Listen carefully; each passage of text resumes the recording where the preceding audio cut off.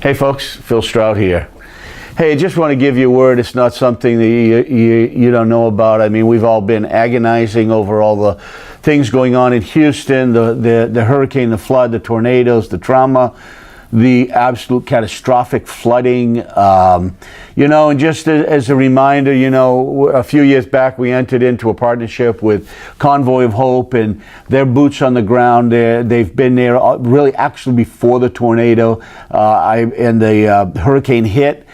And then we're also, just thrilled that so many of the Vineyard churches are just saying, what can we do? What can we do? I love that. I love it about the Vineyard that it's not just, we don't just watch the news. We always say, there's the news. What do we do?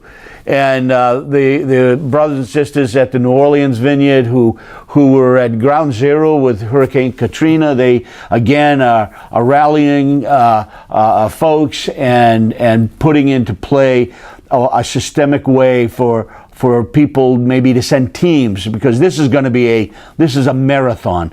When the newsreels stop shooting, when the news cameras have gone, Houston is going to still be there, and it's going to be there for, maybe a few years. So, with everything right now, just being that those first responders are doing what they do, and we're going to have to be at this for the long haul. And as you also know, our office is in Houston, in Sugar Land, and a lot of our staff greatly affected. Also, some of them evacuated. So this is going to be a little clunky for us in doing all of this. But I just want to say I deeply appreciate Convoy of Hope. It's an organization that we have so much affinity to. They live for mercy. They basically minister. The purpose for their ministry is to be there at the worst moment of a community's reality.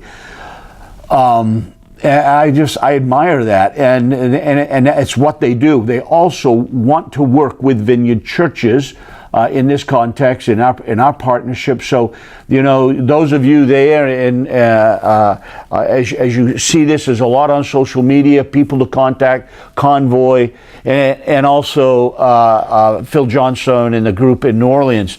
So for the longer term stuff.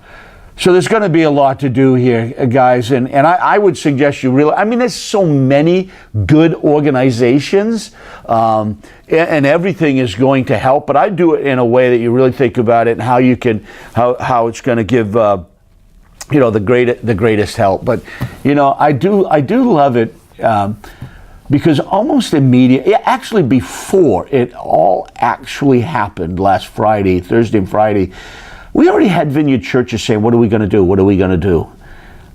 And we may not always have this figured out perfectly. We may not always cross every T, dot every I, but I like it that it's so deeply embedded in the genetic of Vineyard churches to say, somebody's suffering, what do we do to help? Sign me up for that. So we'll put up on the screen, hopefully right now, at numbers called Convoy of Hope, ways to donate. Special offerings maybe, things like that. Also the contact numbers for the New Orleans Vineyard and what they're going to do more the long term, sending in repair teams and construction teams and things like that.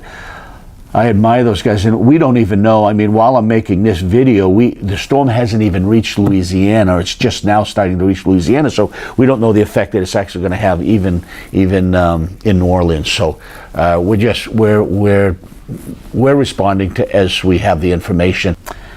I love being a part of the Vineyard. I'm glad you're a part of it, and we'll see you on the trail.